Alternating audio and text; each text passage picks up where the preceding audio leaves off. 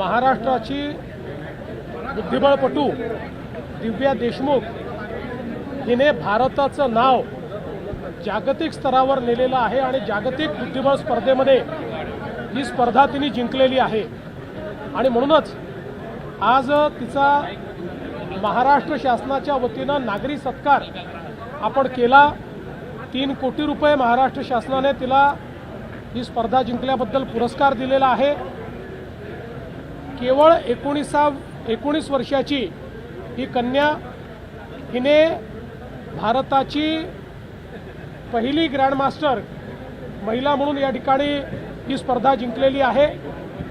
आणि खऱ्या अर्थानं पुढच्या काळामध्ये तिच्याकडनं भारताला खूप अपेक्षा आहेत। वेगवेगळ्या ज्या स्पर्धा होतात त्या स्पर्धांमध्ये ती भारताचं नाव उंच करेल। एक आनंदाची गोष्ट अशी आहे की आत्तापर्यंत महिला बुद्धिबळामध्ये चीनच्या बुद्धिबळपटूंचा बोलबाला होता, पण यावेळी जागतिक बुद्धिबळ स्पर्धेत दोन्हीही महिला या भारताच्या पोचल्या। कोनेरी हम्पी आणि आपली दिव्या देशमुख, आणि दिव्यानी ही स्पर्धा जिंकलेली आहे।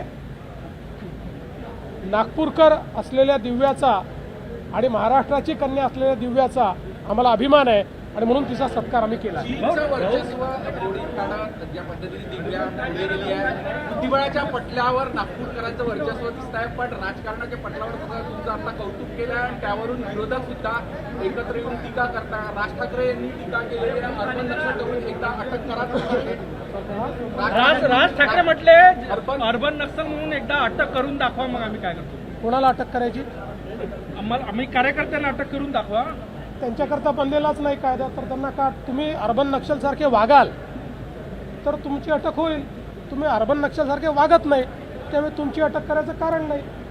मला असं वाटतं की अशा प्रकारे कायदे जे बनतात, जे लोक कायद्याच्या विरोधात वागतील त्यांच्याकरता तो कायदा आहे। आंदोलनकांच्या विरुद्ध हा कायदा नाही, सरकारच्या विरुद्ध बोलायच्या याच्यामध्ये पूर्ण मुभा आहे, त्याच्या विरुद्ध हा कायदा नाही। त्यामुळे मला असं वाटतं की अशा प्रकारचे जे काही कमेंट्स आहेत हा कायदा न वाचता केलेले कमेंट आहेत। त्यांनी असंही म्हटलेलं की महाराष्ट्राच्या मुख्यमंत्र्यांना लहान मुलांना हिंदी शिकवण्याचा विचार ते करत आहेत। मुंबई बाहेरून आलेल्या लोकांना हिंदी शिकवण्याचा माझं अतिशय पक्कं मत आहे, महाराष्ट्रामध्ये मराठी शिकली पाहिजे, ती कंपल्सरी असली पाहिजे, ती अनिवार्य असली पाहिजे, ती आपण अनिवार्य केलीच आहे। पण महाराष्ट्रातल्या मराठी मुलांना मराठीसोबत अजून एक भारतीय भाषा जर शिकायला मिळाली तर त्यात काय वावगा आहे? आपण भारतीय भाषांना विरोध करायचा आणि इंग्रजीकरता पायघड्या घालायच्या, ही जी मानसिकता आहे या मानसिकतेला माझा विरोध आहे। म्हटलं की पुण्याच्या उद्योगांमधून दादागिरी संपवावी मुख्यमंत्र्यांनी, आम्ही त्यांच्यासोबत आहोत। चांगली गोष्ट आहे। सर्व पक्षीय नेत्यांना एकमत करावं लागेल, कारण खूप मोठ्या प्रमाणात राजकीय दादागिरी ही पुण्याच्या उद्योगांमध्ये पाहायला मिळते आहे। विविध पक्षाला हे लोक त्या ठिकाणी त्या पक्षाचं नाव घेऊन त्या ठिकाणी दादागिरी करतात। मी तर मोडून काढणारच आहे आणि त्यात जो मदत करेल त्याचं स्वागत आहे।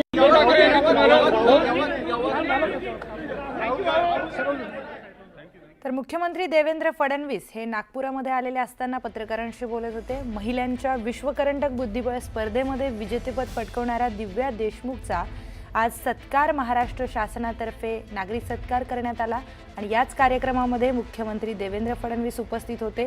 त्यांच्याबरोबर उपमुख्यमंत्री देखील या कार्यक्रमाला येणार होते आणि मुख्यमंत्री देवेंद्र फडणवीस यांनी दिव्या देशमुख हिचा नागरी सत्कार केला आणि त्याचबरोबर 3 कोटींचा एक चेक देखील तिला देण्यात आला आहे।